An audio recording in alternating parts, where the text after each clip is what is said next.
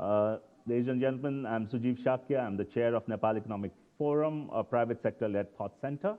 And I'm very happy to welcome you to this edition of Neftalk. For those who are attending for the first time, Neftalk is one of our signature programs of the Nepal Economic Forum that is built on the concept of 3C. So we can contextualize, we converse, and we conclude.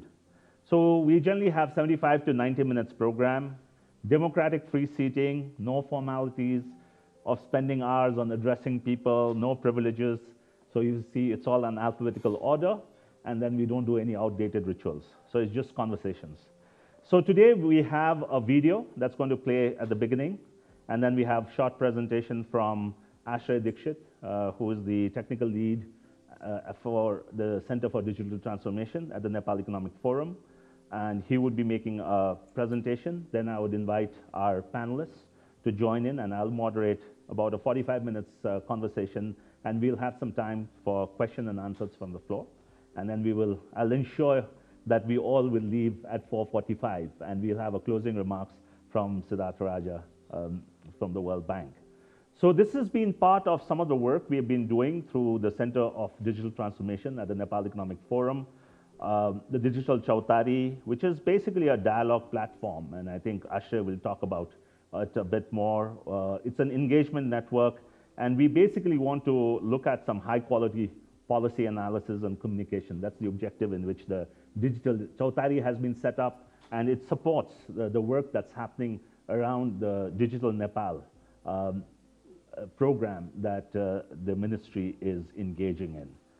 So, as I said, just to repeat the way that we are doing the programming, we are going to have a video, we'll have Ashray make a presentation, then we'll have a panel discussion, Q&A, and then we'll have closing remarks.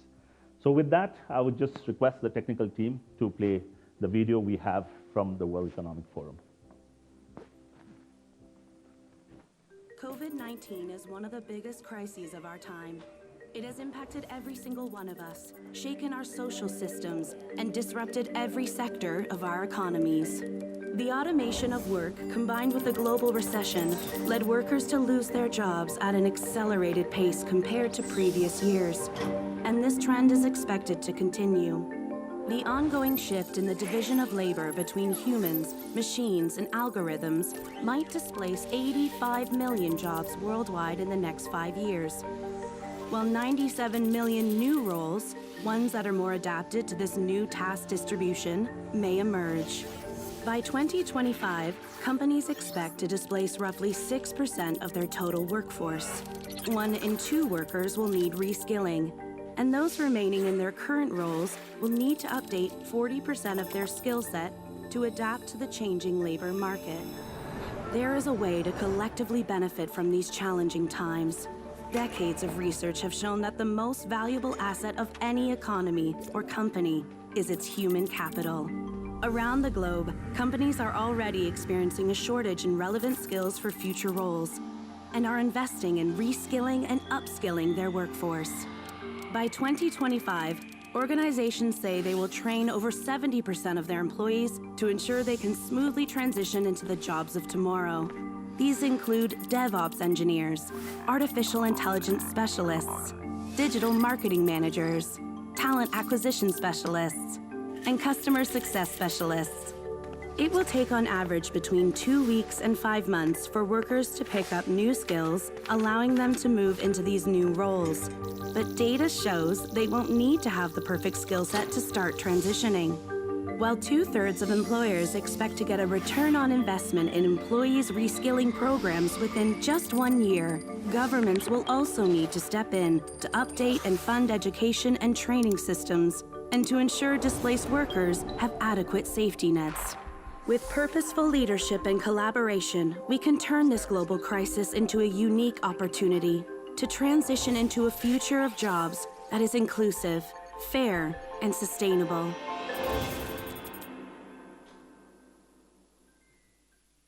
Yeah, thank you. And so I just, before I call upon Ashray, Nepal Economic Forum currently has an tie-up with the World Economic Forum, where over the period of time, as you would look for data with the World Economic Forum, you'll be directed into our portals. We are also coming up with the economic data portal.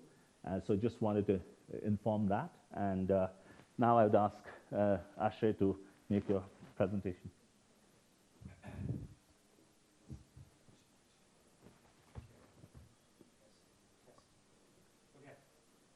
I hope everyone can hear me.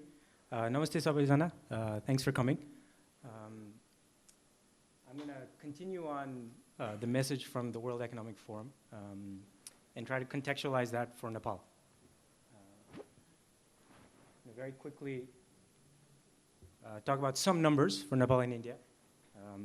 The trends in Asia Pacific, that's the best kind of numbers we have, and some of, identify some KPIs on how do we make this, digital jobs and agenda a little more inclusive.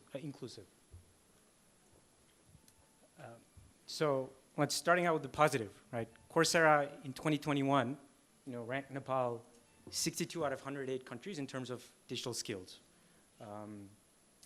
On technology and data science, we scored right, down here, the 50th percentile, right? So a lot of young kids picked up on a lot of data science and tech skills, and we're competitive, right? So this is, we're not Vietnam, where they're in the top 10 percentile in business and technology skills, but we got there.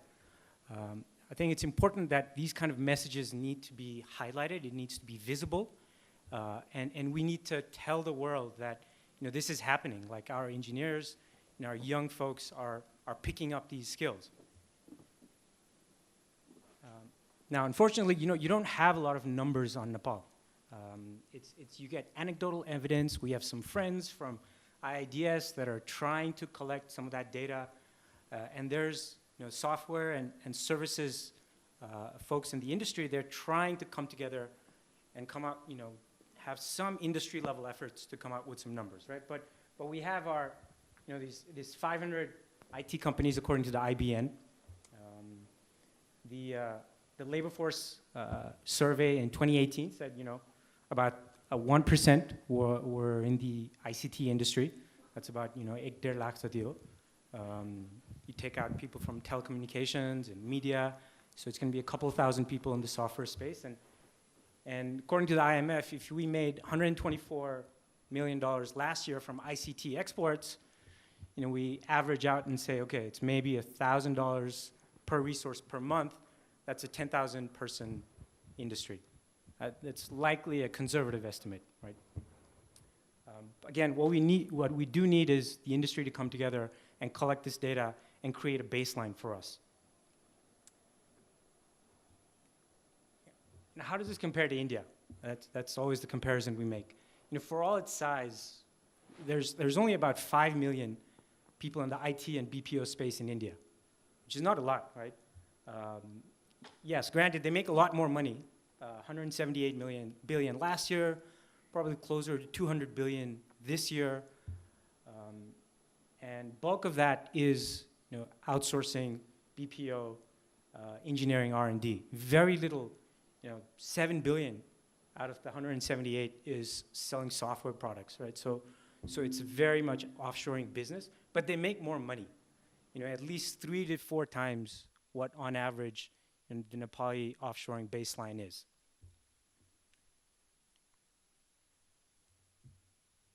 Now looking at maybe some trends in the Asia Pacific region, 2021 was massive, demand for digital jobs, right? This is Asia and Pacific. They grew, the demand last year was 150% year on year, which is, higher than in the US.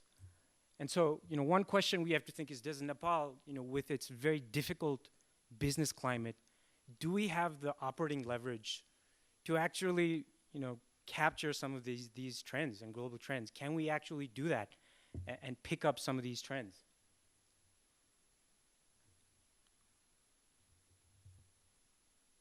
Across the board last year, there was actually a widespread demand for basic digital skills.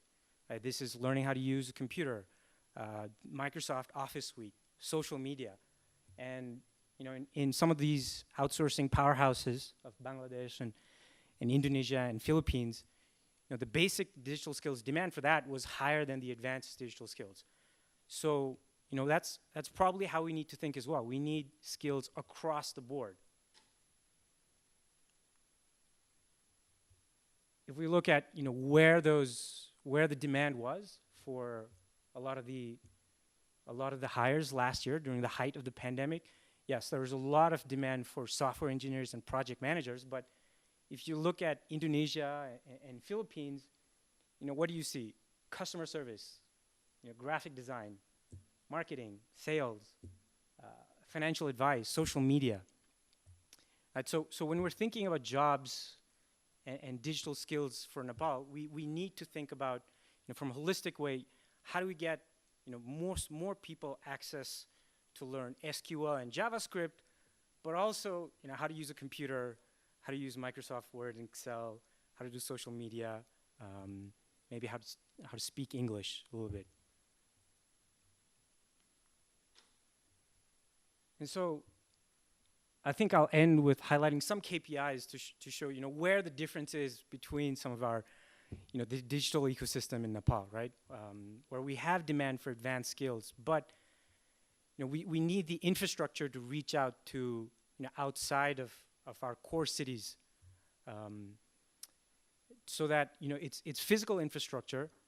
It has to be cheaper phones, cheaper and reliable internet access, but also softer infrastructure, right? Meaning mostly like mentorship networks, because we know picking up digital skills is, the curriculum, everything is available online. You can pick stuff up from YouTube and Coursera and all these digital platforms, but you really need, mentorship and guidance for people to figure out, what they need to learn and where do they fit into that spectrum of digital jobs that are out there. And we need to be aware of how do we, get more women into the space, make more devices available to them in a cheaper way, figure out how do we get them into, call centers or massive, BPO outfits and how do they do that when they have competing needs at home. So the panelists that we're going to have here, they're going to have the answers, right? They're working on this agenda. They're working on these issues. So let's hear them out. And I think there's a lot that we can do together, collectively as well. So we look forward to participation and contribution from you all as well today and in the next few weeks and months as well. So thanks, everyone.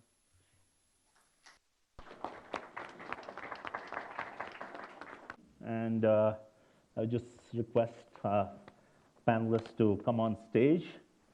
So we have Ajit Shah, Director, Lotus Holding. We have Anil Kumar Datta, Joint Secretary, Ministry of Communication and Information Technology. We have Nasala Joshi, Co-founder, Women Leaders in Technology. And then we have Kanchan Gurung, Market Systems and Enterprise Development Director at the USA Trade and Competitiveness Program.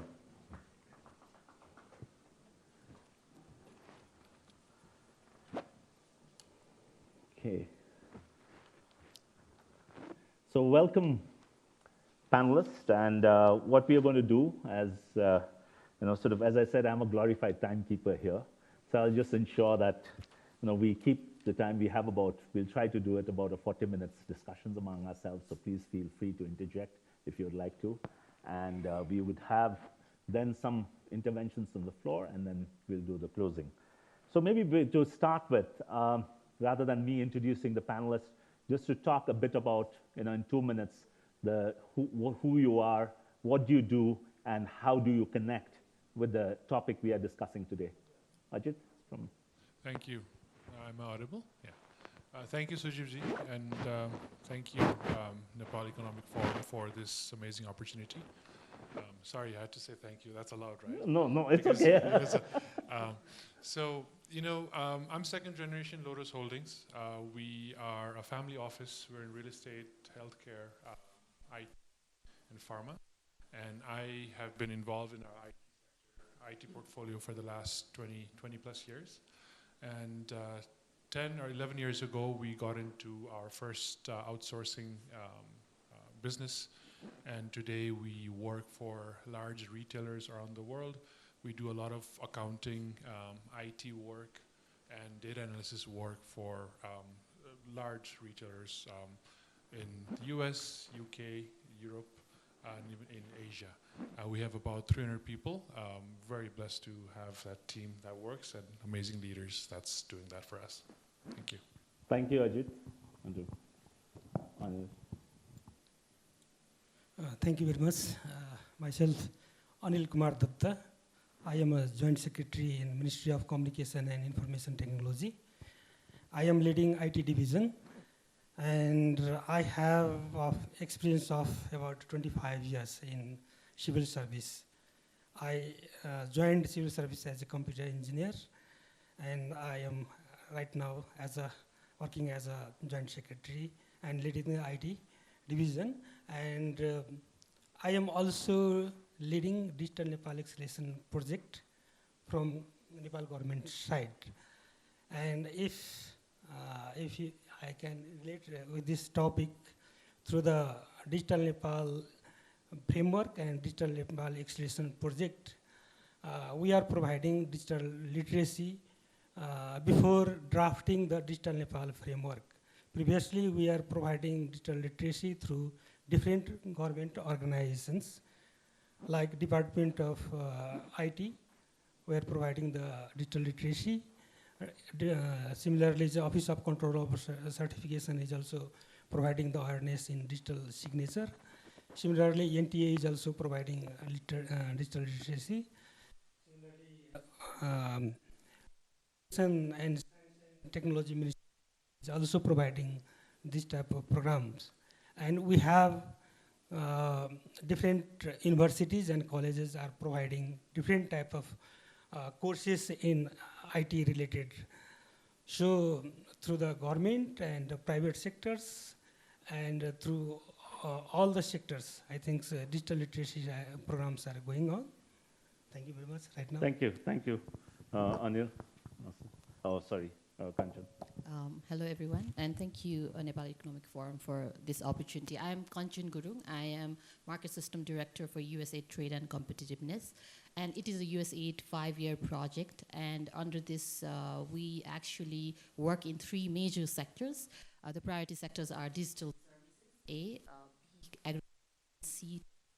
And our main objective of the project is how to work with private sector, work in this ecosystem so we could strengthen all these private sectors so they can be competitive enough to compete in the global value chain. Thank you. Thank you. Everyone. I'm Nasla Zosi. I'm co-founder and executive director for Women Leaders in Technology. Women Leaders in Technology is a leadership organization mostly working with women, elder women, and all gender professionals as well as tech professionals. Our vision is mainly that the technology is for everyone, and for that everyone should have access and skill to use technology as well as create the technology that they need. And for us, the way of working towards that is to educate and empower young women to become leaders of technology field, working with different gender minorities as well as social and economic minorities to come up in the technological leadership ladder. And other than that, I'm also country co-manager for our Global Developers Group and Women Techmaker Ambassador. Thank you. Thank you, Nasalat.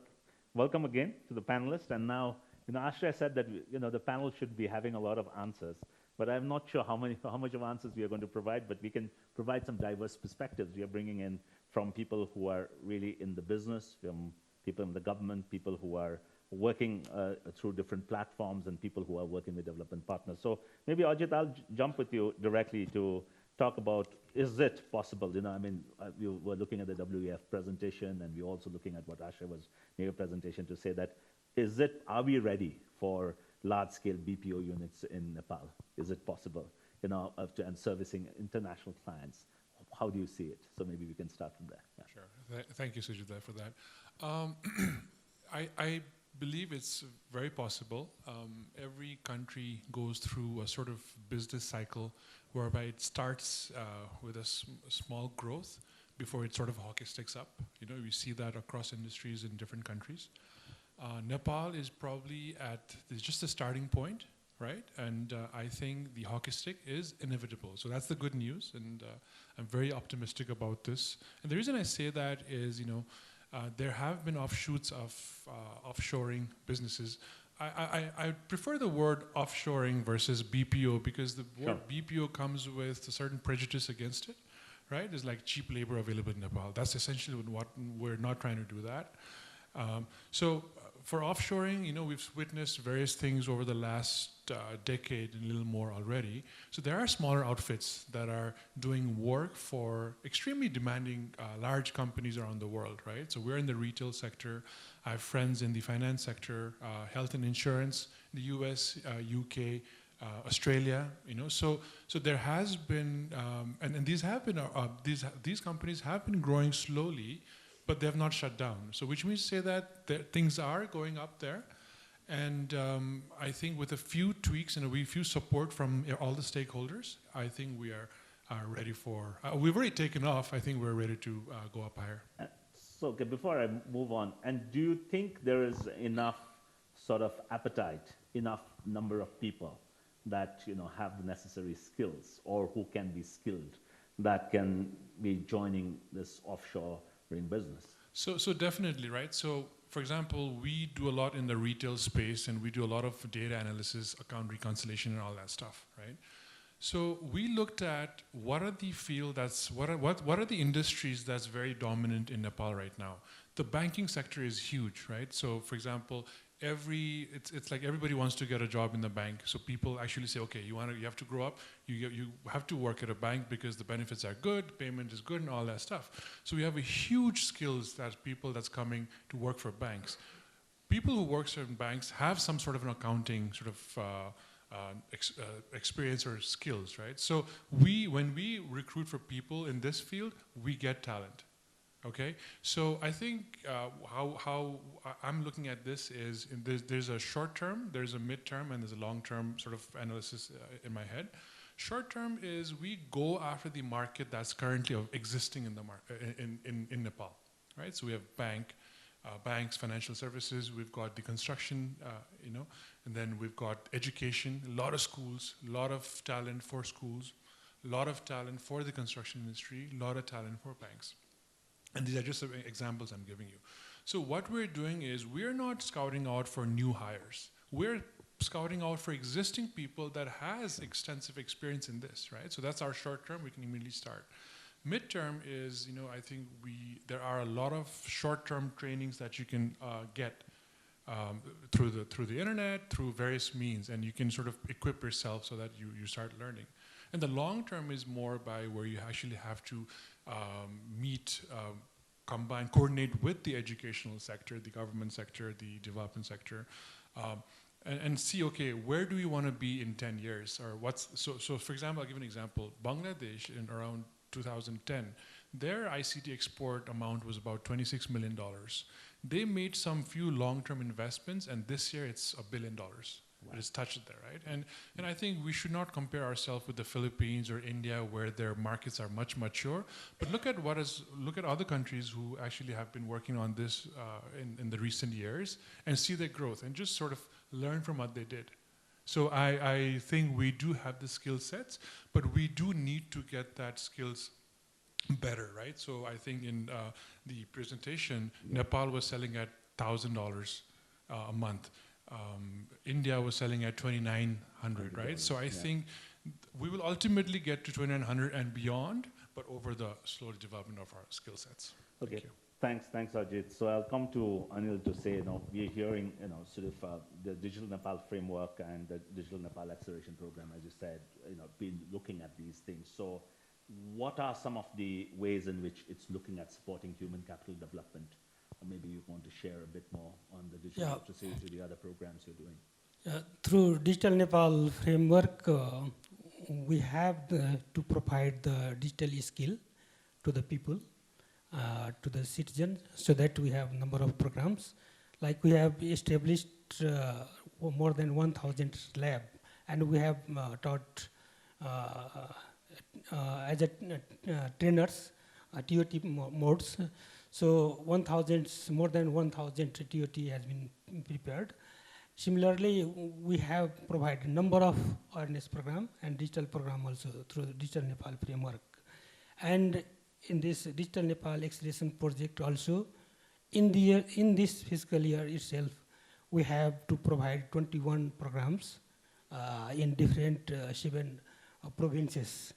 And in this program, the World Bank is also supporting to us. But as I have earlier mentioned about the other organizations like NTA, DOIT, Ministry of Education, have already provided and are providing different type of digital skills programs. And through the Education and Human Resource Development Center, that is under Education Ministry, that has already provided more than 50,000 trainers. They have already provided. So I think we have provided number of trainings to the peoples, and this from this digital Nepal acceleration project also, we were focusing on the particular areas, like particularly to the women, particularly to the marginalized people, particularly to who are in lower incomes. So we are going to provide the different type of digital skills program for them. Thank you. Okay, thank you, Anil. So I'll just move on to Kanchan to, so we heard a private sector perspective, we heard the government's perspective now as a USAID project, the Trade and Competitiveness project. So how are you seeing this, and what are some of the support programs you are engaging in? Thank you for the question. We are a very new project actually. We started from June on a full scale. And digital services was one of the important sector that we were intervening, because digital sector is taking its leaps and bounds, like it's growing, like we all know, and we can see so many faces and so many figures that represent that digital sector is really moving forward. But when we tried to intervene in digital sector, we didn't know where to get at, like there were like data, but in a very sporadic, it was very scattered, and there were very less information. So for that, what we did was we did a market system assessment in August, where we identified 4 as major constraints, like human capital, as you have already mentioned, policy aspects, as well as policy aspects, and there was also, I think it comes under human capital, but we found out there was a disconnect between regional IT sector versus central IT sector. There are so many booming opportunities at provinces level as well, but like they were all working in silo as well. So whenever we are talking about human capital, we are also trying to connect them together on that aspect as well. So based on that, what we are trying to do is like we are trying to approach with private sector, like based on different needs. Some probably need just technical assistance, some probably need like marketing, or some probably need like market leads in the export sector. And in the introduction, I forgot to mention that I actually am from Deloitte, and Deloitte is pretty big name in digital sector, and we're also trying to connect private sector with the market opportunities internationally as well. And if we are also supporting private companies with the grant provision as well, if there is a need. So TA, grants, and market identification are some of the activities we are doing. And during our conversation with different private sector, we also realized there is a need of an association. So we also facilitated that process recently. Thank you. Thank you. Thank you, Kanchan. So we heard some perspectives about private sector, government, and also from a development partner. Maybe then I'll now come to Nasala. And I think one of the key issues that when we are talking about digital skills, or we are talking about advancing digital skills, and the environment in which the inclusion is a big issue. So what are some of the things that you are seeing in this space as far as inclusion is concerned? So we can start that, and I'll come have some follow-up questions for you. Yeah. Like gender inclusion itself is something that we are very evidently knowledge about, and also a lot of time we do not consider it the social inclusion and economic inclusion, just not being able or just not being able to afford to be in this stage or in the space of digital literacy maybe, or in the space of digital skills education in college, universities, not being able to afford those are also one of the issues that we need to look into. And also I think it comes very early in the age, like when you're learning, if there's some sort of segregation when you're learning early in the like middle school or early elementary school, then it's going to proceed with that mindset as well. And I think we have to look into those things as well. No, thank you. Now, I think I'll come back in terms of on the type of mentorship here, networks that are required with you. But then I'll just move on to the next round where I would bring back Ajit into the discussion as to, you had mentioned Bangladesh, and to see, we can learn. So when you are looking at learning, and of course there's Philippines, there's Vietnam, we looked at the India example. So where do you look for learning? And, we've been working in Africa now for 10 years. We've seen the transitioning happen in Africa, in the, sort of the digital skills space. So where do you look for, inspiration? Where do you look for, so what we should be doing like this, sort of a mindset? Sure, thank you. I think all stakeholders know what needs to be done. Okay. I think that's very clear. Okay. We've always known that this needs to be done. What I've noticed in my tenure into this industry is there is a lack of alignment within the stakeholders, right? So we operate in silos. I think that's very important for private sector to get together, the government sector, development, inclusion, and all of us to really say, okay, we are, and then what happens when you operate in silos is there's a lot of redundant of resources being spent. Right? So we know what needs to be done. You want to report as to how Philippines did it, it's available online. Yes, what Bangladesh did, it's available online. The simple thing is, the execution is our challenge. Right? So why aren't we doing it? The reason why this sector is so small is it's been done in its individual capacities. Private companies are doing it in their own merits. So for example, we do a lot of business development for this and on our own. When Philippines started, the president of Philippines actually went to these countries and said, please hire from the Philippines. Sure. What do you need us to do? There was an intervention from the government level. India, before the start of NASCOM, it was very chaos. They got together and then sort of now we see their numbers it is, sure. Right? Bangladesh is at 1 billion right now. Vietnam. So basically what they did was they got together and did the work. That's it, right? So, for example, our government spent a lot of money on Visit Nepal 2020, right? COVID messed that up. That's a different story. But there was a one aligned effort from the government sector, from the private sector, from the the development sector. I feel we need to do something like that also, because people don't look at people. So people in New York will not wake up in the morning and say, okay, I want to hire somebody from Nepal. Right, they're just not going to do that. I think that idea, if people were to come to Nepal and ask the questions, instead of, can we go to Mount Everest, how do we get to Mount Everest, or how do we go to Lumbini, can we say, how do we hire from Nepal?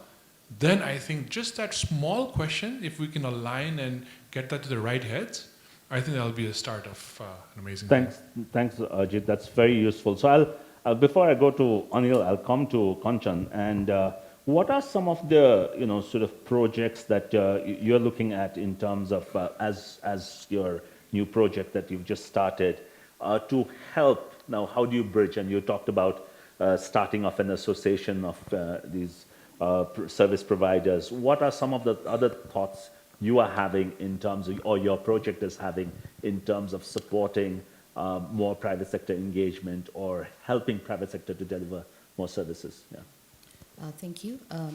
So what we are trying to work on is all the constraints that we have identified. We're definitely working on strengthening human capital, because I think from whatever we have heard, and from the presentation as well, and from all the discussion we had with the private sector, human capital is a need of the day, and so we will be working with it. Under that, I think we are also trying to enrich the human capital, not just at the central level, but also at the provincial level as well. Like if you go and meet the ICT sector provider in Pokhara or Dhangari or Chiton, there is so much vibrancy, there is so much going on, but they are doing it in silo. They're not connected. So whenever we ask them, like, how are you doing your business? Like from the word of mouth, like I have some relative somewhere and they just connected me somewhere. But if we could bring all of these forces together, I think within IT sector, the human capital can have a different game-changing scenario, I think so. But it just seems like it's not coming together for now. So that is one thing we are definitely working on. And another thing we'll be working on is how to strengthen the capacity of private sector so they can actually export more, provide more services, and be competitive, and probably like enhance their ranking at the world level. And people would actually, I hope that someone in America would get up one morning and say that I want to hire it from Nepal. So that's where we are featuring. But we are also trying to focus on a policy hindrance, because even you want to export, I think all of us are aware, but like the policy process is not very private sector friendly. So we'll be working on that one. So we are thinking of injecting more money towards that. Thank you.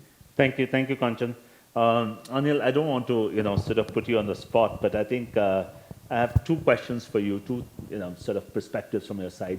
One is that within the government, do you see this as something that is being seen as a priority, or is it being seen as something that your ministry is only going to be involved in, and then because we have a lot of multiple coordination issues. So do you see that transformation happening? So rather than looking at it from a critical perspective, I want to look at it from a positive, constructive perspective to see, is there that sort of a mindset that, yes, we need to change, we need to work together on this, we need to facilitate that. So maybe you want to answer that, and I'll come with the second question. Yeah. Yeah, I think for IT perspective, our ministry is leading. So for the digital skill also, we are leading, and we have number of programs. Previously we have conducted, and in this year also through the Digital Nepal Acceleration Project itself, we have number of programs to provide the trainings and digital literacy to the people. And we have the agendas to go in different levels, and so that, and in the policy making also,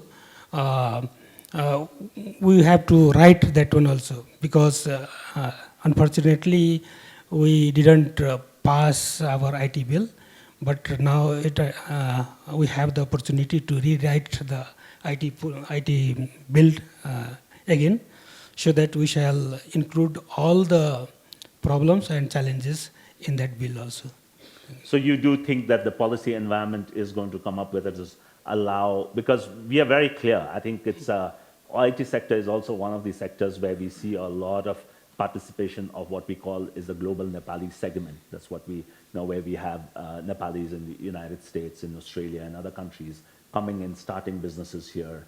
And we do have challenges, for instance, just now Kanchan also mentioned about exports. There are challenges when we are facing challenges, sort of a knowledge sourcing company, as if you operate in other countries, the challenges of foreign exchange. So do you see there is, one is what's happening. Of course, we had parliamentary issues where the bills didn't get passed, but do you see the mindset transformation where the government, when you're meeting up with your fellow other joint secretaries and across other ministries and across parliamentarians, do you see the mindset that, yes, we need to change, we need to bring this policy, we need to bring this new IT bill? Do you see that? Yeah, surely. We are also discussing, and we have the mindset to change the policy, because IT sector is a crucial sector through which we can develop. As developed countries has developed through the IT sector using the IT technology. So we are very clear. with the using of ICT tools and techniques, we can only develop. And we are landlocked country, we have the landlocked country. That is why there is only one possibility in the ICT sector. That is why we are focusing on development of IT sectors. For that, we have to formulate different IT policies and programs, and we are very keen to do that one. Thank you. So let's take a slightly, sort of move the discussions towards, I think one of the key things, as Ajit, you're mentioning that there is challenges in terms of coordination, people are working in silos. So Nasala, I'll come to you to talk about, so one of the key things that's required as we're looking at skills is about mentorship capacity. So like earlier when we did our pieces of work on startups in Nepal, one of the challenges we were looking at is lacking mentors.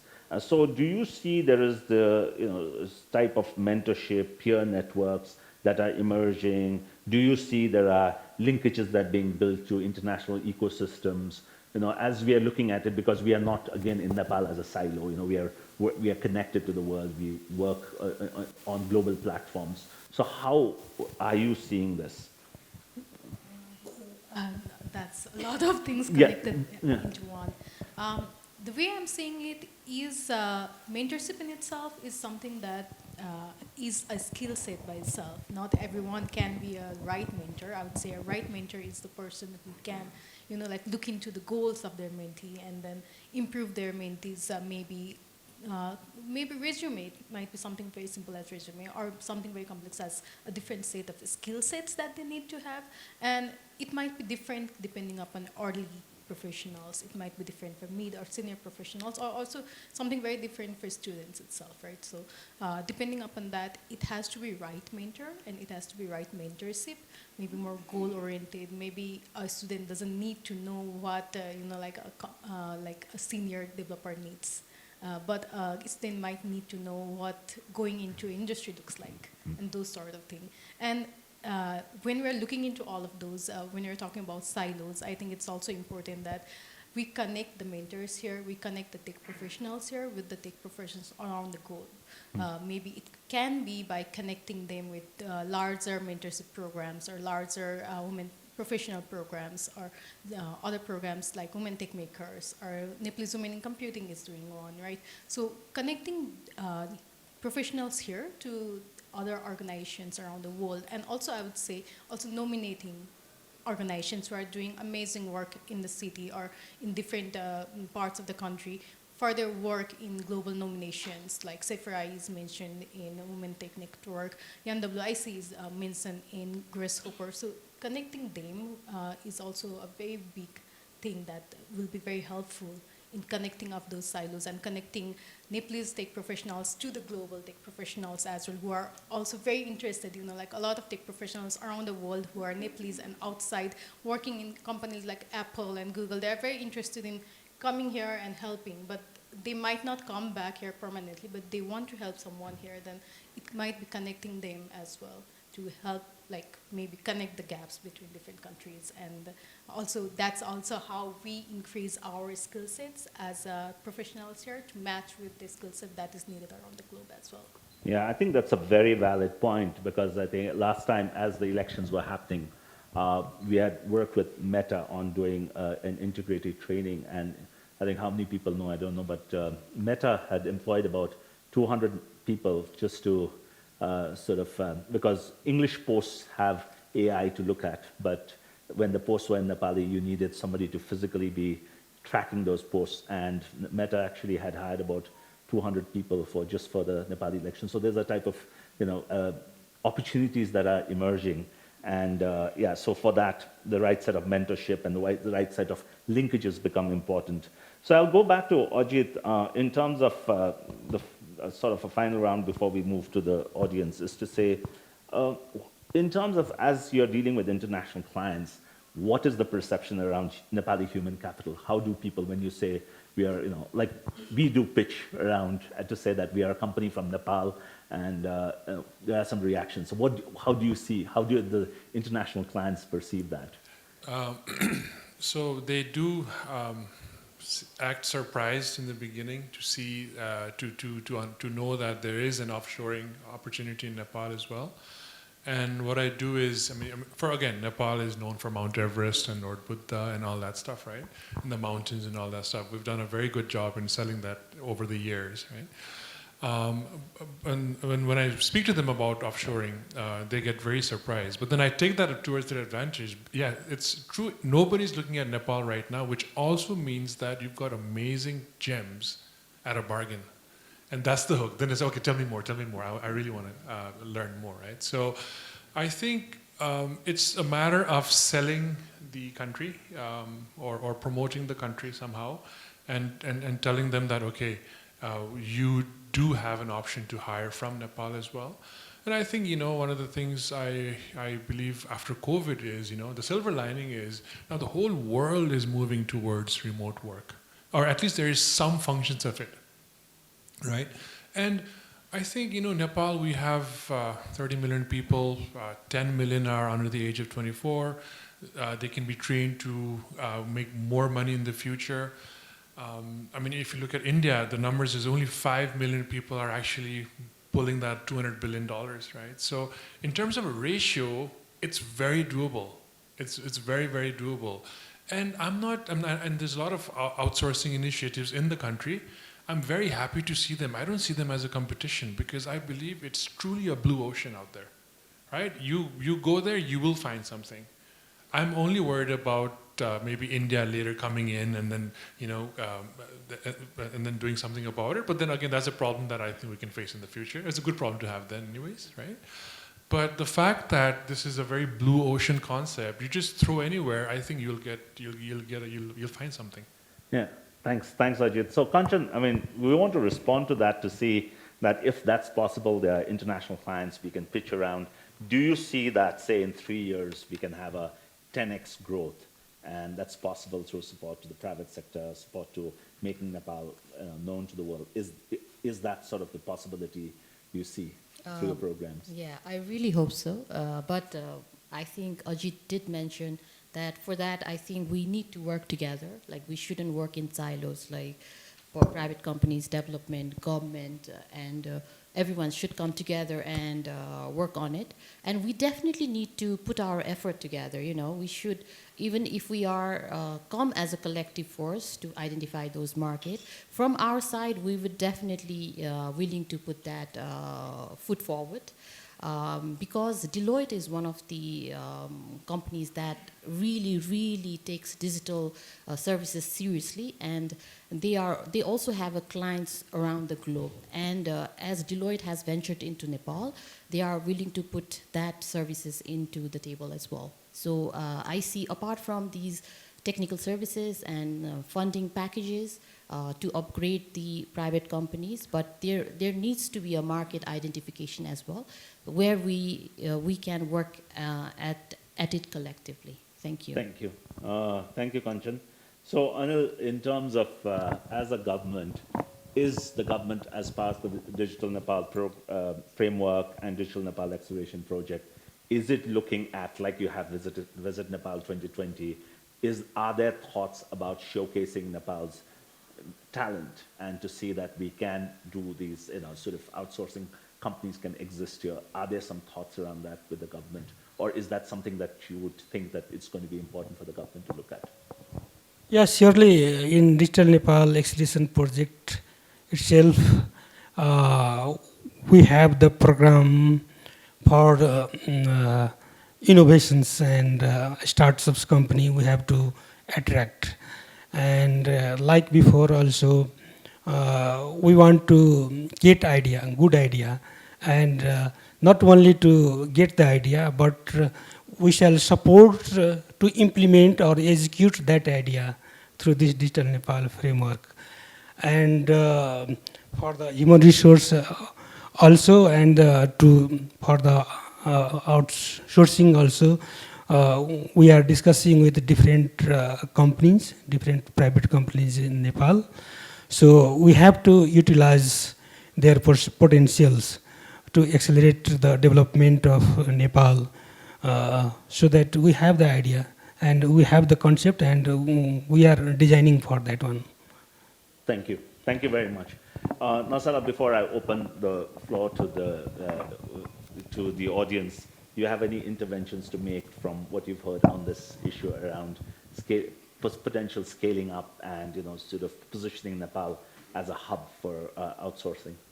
Yeah, I think one of the very important things that we're looking into here is believing in the potential, believing in the people and the skill set that we have here, and utilizing them, and maybe mentoring them, maybe nurturing them, maybe giving them opportunity to explore into different areas. And I think that would be the right interventions that we can do for maybe different aid states or maybe different professional groups. It might be different interventions, but I think those are all the interventions that we need to do to be able to tap into that global market that we're talking about as well. Yeah, I think that's so important. Like in the work we do in Rwanda, it's fascinating to see that there are now coding schools that have opened, that you just don't need to take informal education. So you can say when you're in grade 9 or something, you can just decide to go to a coding school and you can start, working around that. So there are these sort of opportunities. Ajit, you want to? I just want to add, India has changed their curriculum to teach coding when the kids are 6 years old. 6 years old. Yeah, they've already done that. Yeah. So those are some of the things that we also need to see that how we can integrate. So we'll move on to the audience and we'll take a bunch of questions and come to the panel. I'm looking at the watch, it just keeps moving very fast, it seems. Such an interesting discussions happening here. So we would take a few interventions from the floor. So the basic rule is we say is ask. So always introduce yourself. S for stick to the topic, and K for keep it short. So we are looking for 1-minute interventions. It could be questions, it could be comments. There are microphones will be going around. So please raise your hand and a microphone will come to you. So we have 1 hand there and 2 hands there. So let's take the first 2, 3 and then move. Yeah. Thank you for your inputs. My name is Sachit Manandar, and I'm representing Karkhana Samoa. We discussed a lot about programming, coding, or offshoring as possible ways of introducing Nepal. But since the topic is creating jobs in the digital Nepal, the other end, I also see a lot of technical skills or technical jobs where we build the back end of creating a digital Nepal, right? So this question is specifically, I think, could be relevant to Anilji and Kanchanji about how you are seeing of supporting or upskilling these kind of jobs so that accessibility can be flown across the country. Thank you. So hopefully panelists are noting down the questions and then I'll come back to you. So we have a hand out there, yeah. Thank you, Sujeev, and thank you to the esteemed panelists. It was a pretty enlightening and enriching discussion. I'm Sanjeev Subba. I represent fintech industry, Nepal Electronic Payment System, and also the founder of Fintech Association of Nepal. Rather than my question, I think I have some observation and some of my experience which I would like to share for the benefit of the audience and the panelists as well. 2 minutes, please. Yes, Digital Nepal framework, it's really exciting. I had gone through in detail and I have been quoting a lot into my event speaking. What I think, as Ajit rightly said, is that need to be formalized, the walking the talk, Digital Nepal framework, all 8 verticals, they are very exciting. I think that needs, my sector, the financial sector is almost digitized, so I don't have complaints, but in other areas, I think there's a lot of room for improvement. Case study on digital economy or digital Nepal framework is, if you were to register a company today, you have to go through a lot of red tapes and bureaucratic hassles. I was just meeting with an investor just last week. This gentleman from, Nepali from US, frustrated, moved back to Dubai, opened a company in 2 hours. It took more than 6 months trying to open a company here, no luck, then he moved all his business back to Dubai. So these are the cases, why can't we even digitize company registration? To start with. And 2 weeks back, I was moderating a session of Japanese IT investor, including a billionaire from Silicon Valley. They were in Kathmandu, very low profile, quietly came. They met with a couple of stakeholders. And interestingly, what they said, they were in Nepal with one motive one of the objective was to explore Nepal as an outsourcing hub, BPOs. And they were comparing with Vietnam. And no emotions, nothing here, but they were very practical. They said, we moved from China to Vietnam only because of the price issues, but Vietnam is highly frustrating. Now it's getting because of the pay scale is going up and they don't speak good English. I think we have advantage here. How could we leverage on that? Want to celebrate, related to this topic, the NID, National ID, is a great celebration. I want to thank the government of Nepal, Ministry of Home Affairs. 1/3 of population is captured digitally, but we haven't been able to optimize this. And I think there's an opportunity, let us consume the APIs. My industry, the fintech industry, is ready to consume the APIs. If the government would let us do it, that would overnight give us a repository of eKYC. That is a missing component into the Digital Nepal framework. Food security, nothing related here directly, but it's going to hunt us because of our lands are barren. The agri sector must need to be prioritized in the digitization.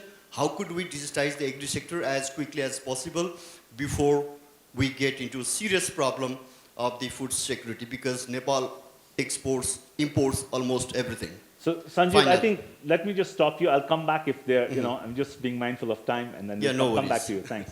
Yeah, the gentleman out there in the front, Sonu. Hello everyone, my name is Pasang Sangten. I am founder of Nauka. So in one of the conversations, Sujib sir rightly mentioned right mentors for startup builders. But I think it is only limited to the center, that's Kathmandu. So as Kanchan ma'am mentioned, what about moving from the center? What about digitalizing the skill sets for the 1,500 young migrant workers who leave the country in daily basis? We are talking about inclusion here, but they are the most vulnerable and excluded from the economy. So I would like you all to touch on this point. Thank you. Thank you. So we had a hand out there. And then Thank you. So there were a few suggestions as well as a few can you questions. introduce yourself, please? Yeah. Okay, I'm Nirdesh, co-founder of Veda, the leading edtech company in Nepal. We are now into fintech through Carver app as well. So, so I think there is this problem with Nepalese. So in the Nepalese industry, it's not just about outsourcing, it's also about startups. And what we face is after a certain growth, we cannot grow over that because there is no knowledge with us to grow before that, grow more than that. And I think the diaspora that we have in US, Europe, and all those places, they have very prolific people who can actually guide us, who can actually bring in the knowledge, and they are also really open for that through various forums and companies like Nepal Diaspora. I think government need to have, kind of formal tie-up with these diasporas and actually try to bring in knowledge. I think capital comes second, the knowledge comes first. And actually they can market Nepalese talents into Europe, Asia, US, and whatever. So that can be one of the gateways to Nepal. But one of the things that we are seeing is, there are a lot of countries that are opening up digital nomad visas. And if we talk about digital nomads, they are mainly tech people that come into country and they get tax benefits, and they can live 6 to 12 months. And when they come in, they bring in money. That's something. But then they also bring in knowledge and the culture of those countries, of tech culture. And I think Indonesia, even countries like European countries like Portugal have started that. I think Nepal is a tourism-based country, and actually connecting tourism with IT sector would actually benefit us a lot. Digital visas should be something that we should be thinking of. I don't know if government is thinking about that. And the third is we have heard a lot about upskilling Nepalese, in different sectors, right? So in education, we work with more than 2 million users actively. We have heard a lot of funds going into training teachers, upskilling. We do that directly, right? So why not what about public-private partnership? Why do it alone by the government? Why not work with the companies that actually do it?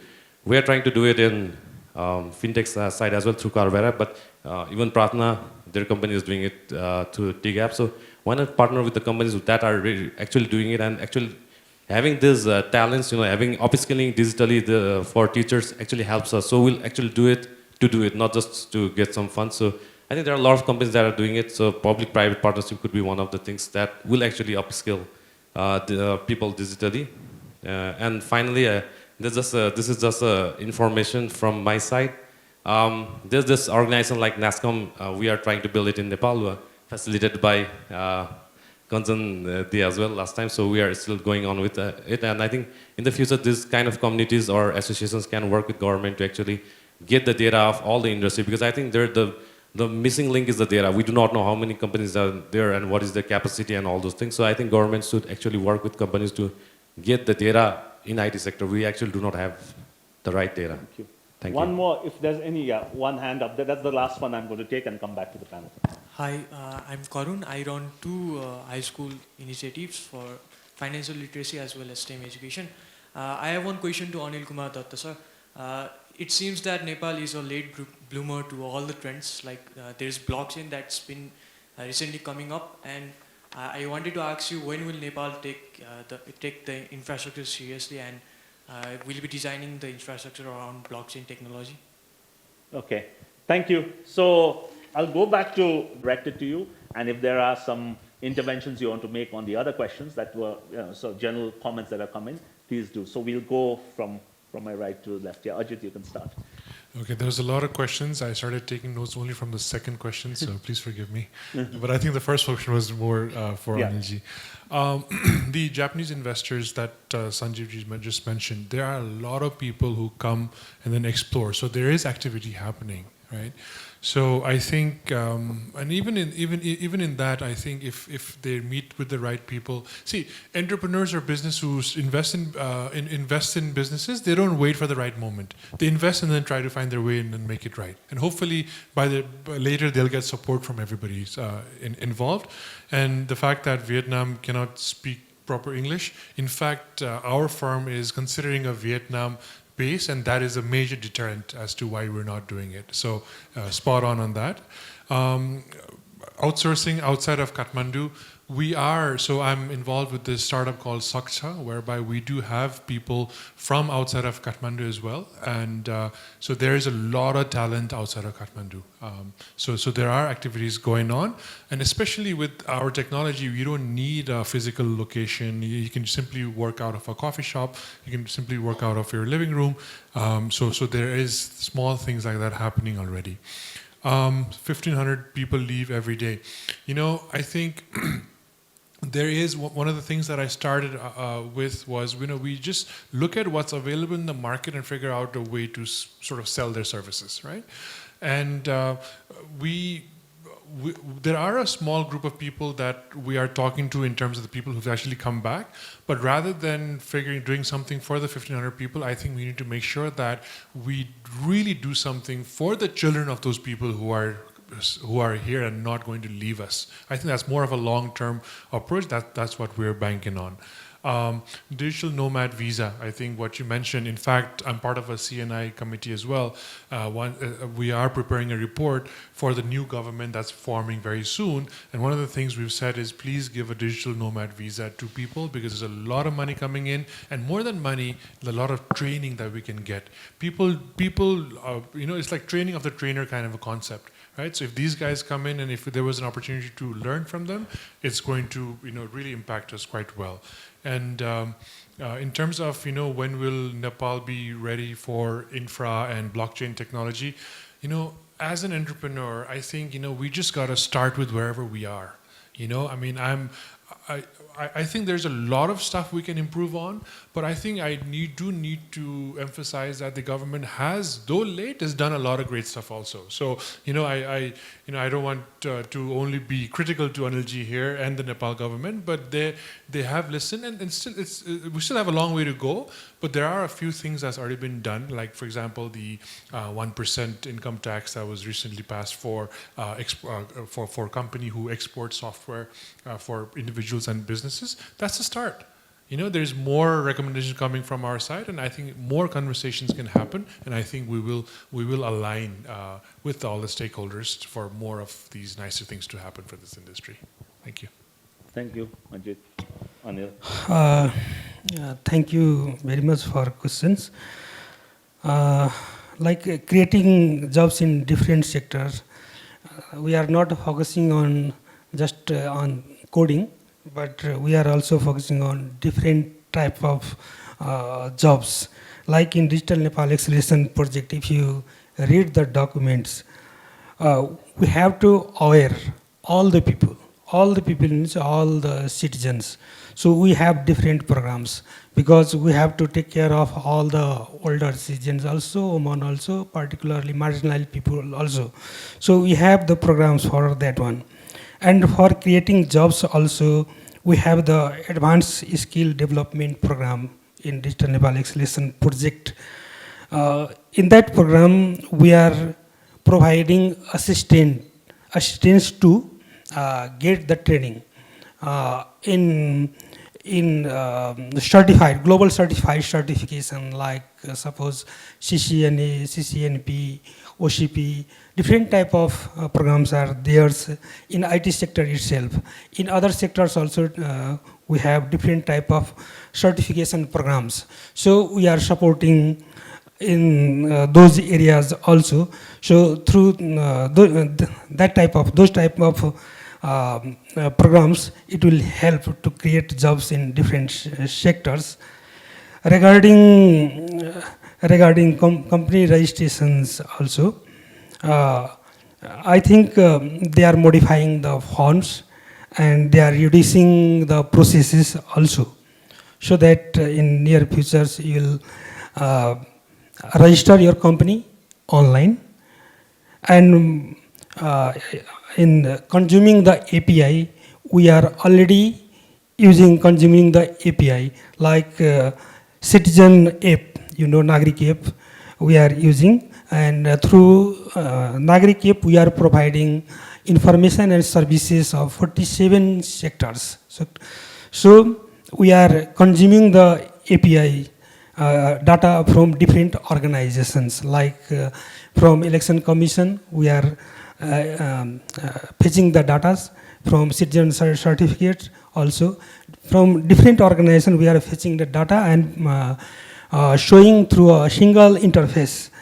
So again, we have to, generally what happens in other countries also, application are developed, segregated, and later on those applications were just integrated. We are in the process of integrating all the things.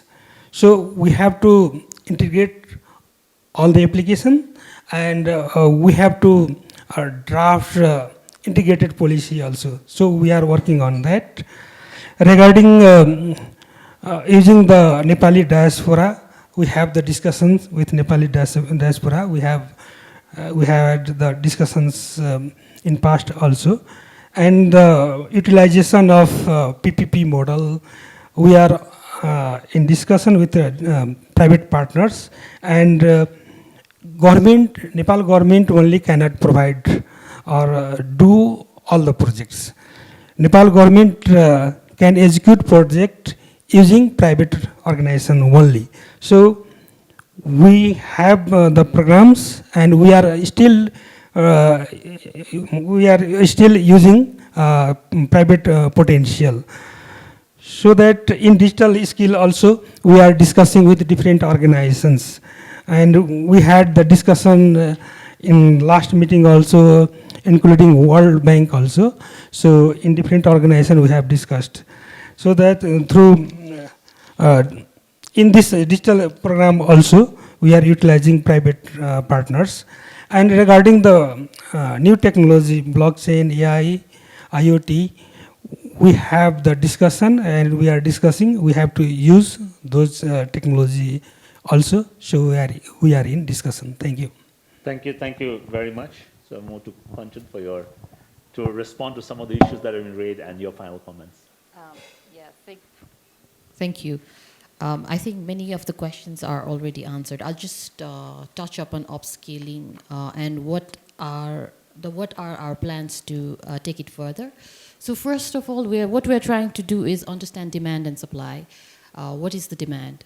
There are some thoughts that are coming, like these are some of the demands, but is that matching with the supply? So that side, we are closely, carefully looking at it, and we are also meeting with so many stakeholders.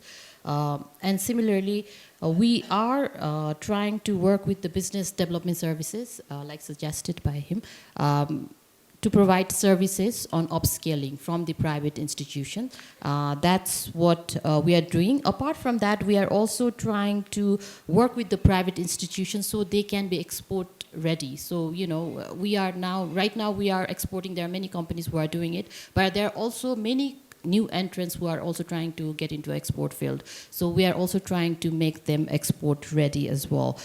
So that's what we will be doing going further. Thank you. Thank you. Masala, your four interventions and remarks. So we heard something about extending the mentorship and other skill building programs outside of Kathmandu. It's not that there have not been any, there have been a few, but we also have to be, as a person who does those programs in different cities and different regions, we have to be very careful about getting the government compliances done, which also takes a bit of time on their own as well. And I think a lot of people in this room already know those issues as well. And also the right infrastructure that we can actually lend from the government or the schools or the institutions there as well. And I think here we can get inspired from other mentorship programs that's already around the globe, like WeDo program or Women Tech Network program, and other many mentorship programs who are running things very, very much remotely over the internet, mentorship over the internet, connecting with different people, those sort of things. I think we can get inspired by those as well. And also, maybe this is also the point where we also think about inclusion. If the right mentor is not where you need them to be, maybe connecting them through internet or other technological mediums to the right mentor who knows your background, who you can relate to as well. And I think on the same topic of getting the things outside of Kathmandu, I think it's also about the education that's there, the gap of education that's that's centrally here, and the gap of the education that's on the outside of Valley and other regions as well. And if you look into the teaching method that they have, how long can we expect, or how much can we expect from a teacher who's going there with maybe 3 months of computer science training program? You know, like, we cannot expect them to give you the opportunities that maybe could have been the thing that the students there can get for maybe like global education system, or for maybe the global skill sets that needed. So maybe getting those things might be some of the intervention that we're looking into. And I think a lot of organizations are doing those as well. And I think upscaling teacher and upscaling education in itself, from very beginning, like Adit sir mentioned, like maybe from 6 years old, from very beginning of it, we need to think of digital skills as essential skills and digital rights as human rights, to think about things like those as well. And I think only then we can actually have these issues about right skill set not being with the people here. Thank you. Thank you so much. Yeah, it's been a very interesting set of discussions. We heard a lot of perspectives, and I think Nasala closed it in terms of digital skills as being the skills that you require and digital rights. I think the few takeaways I'm looking at is that, and the work we do from the Nepal Economic Forum Center for Digital Transformation, is that when we are looking at it, there's a few changes of lenses that are required. Of course, there's a high pent-up demand that we see. People are, and also Nepalis are very adaptive in terms of, if you look at, when we are making presentations in other parts of the world, when we tell people that Nepal consumes 30% of bandwidth on just TikTok, people just can't believe it. So it's proliferated, and it's created a whole industry around itself, which is very organic. If we look back at tourism, say 20, 25 years ago, the focus was on international tourists, and today, if you look at where the money is through the domestic tourists, it's about 60, 70%. So there's going to be a lot of domestic companies, domestic institutions that are going to be required on service. So one is to look at how we take our services outside, but also to look at how we look at these services inside. And a lot of people we talk to in different parts of the world, they are very interested in Nepal as a market, and how do you facilitate them. And as Anil also mentioned, we have sort of the relationship that the government is developing with the diaspora, and I did have a chance to talk to the great Nepali diaspora folks. At the Nepal Economic Forum itself, we have the Global Nepali Network that is linking these initiatives at different parts of the world to come together. And it is, I think, it is to look at these new things. Digital nomads came in. Again, many countries have leveraged that, and that is a good way, an organic way of getting people introduced to what's happening in the other part of the world, rather than bringing them into a training room or bringing them into a classroom setting and telling them what to do. I think key is that to get the ecosystem moving and how we can work together. I think the associations starting up, that's a great idea, but also to learn from other associations as to not become a political tool in the years to come.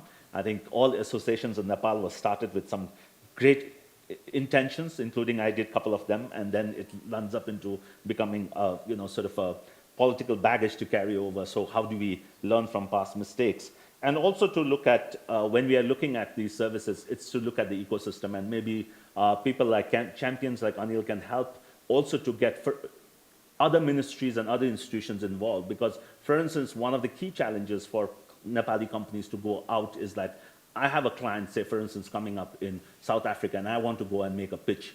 Now, to get $10,000, my own money sitting in my own bank is such a big issue. So how do you go and do business development? How do you go and... So the entire ecosystem perhaps has to come out, and those are some of the things perhaps, Kanchan, in your programs, is to look at the ecosystem building. We have champions in the private sector, we have champions in the government, but how can we look together? So this was a great set of discussions, and the discussions will continue in the forthcoming digital Chautaris that has been coordinated by Asher Dixit, Senior Fellow at the Nepal Economic Forum. A round of applause to our panelists, and thank you very much for your time and discussions. And then I would ask for our final part of the program, I would now ask Siddhartha Raja, Senior Digital Development Specialist at the World Bank Group, to make his final remarks.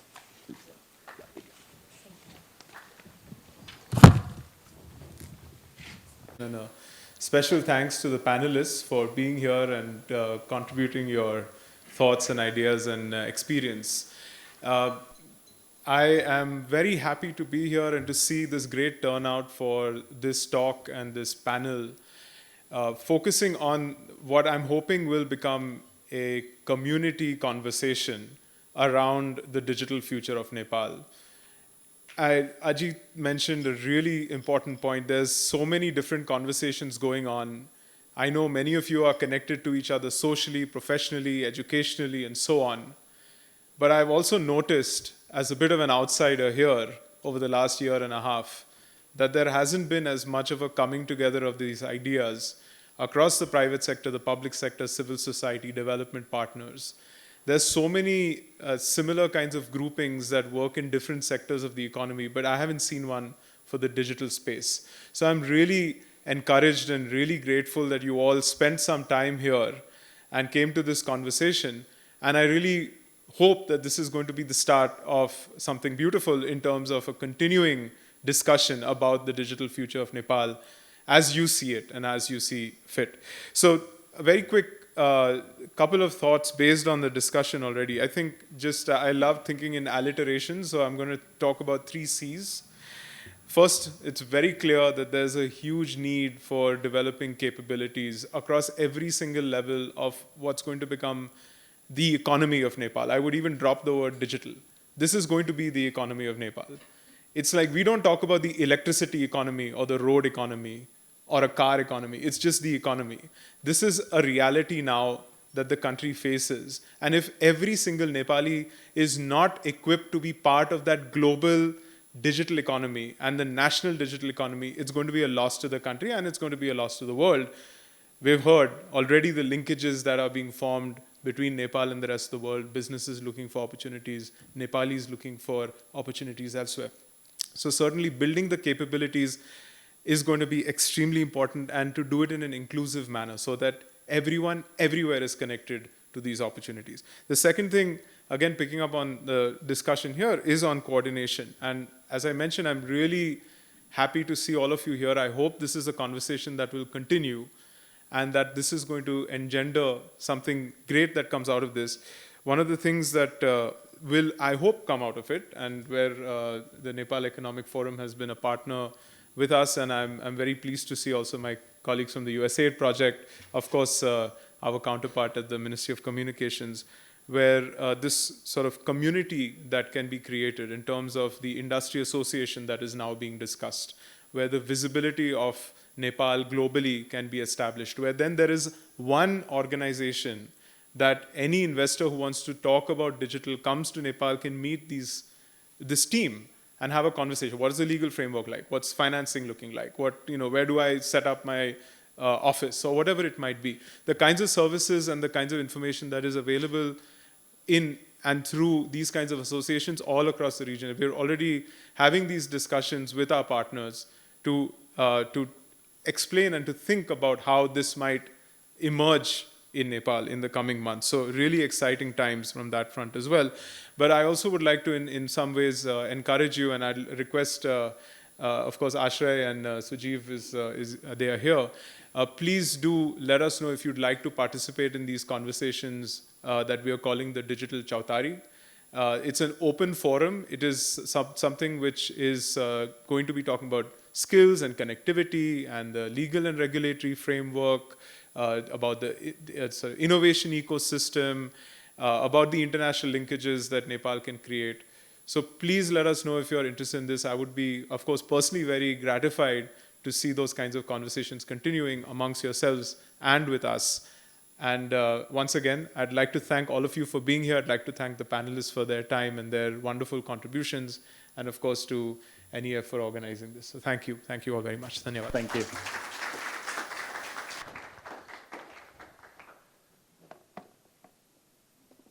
Thank you. Thank you, Siddharth. We have really enjoyed and cherished this partnership. So this is the beginning of many series, as Siddharth was also mentioning, that we will continue. And before we break for high tea, I just wanted to say thank you to the team that's put together at the Nepal Economic Forum, Center for Digital Transformation, at the World Bank, who have been partnering with us in this journey. For those who are interested in these discussions, and we hope we can take this further, please do contact us. You can visit us at Nepal Forum website and do sign in for newsletters, sign in for updates. There are publications kept outside. There are QR codes you can sign to take in publications. Of course, there are our team members who are here. You can talk to and learn the pieces of work we do. Thank you very much once again for joining us this afternoon, and do look forward to having the conversations continuing over tea and some snacks outside. Thank you very much.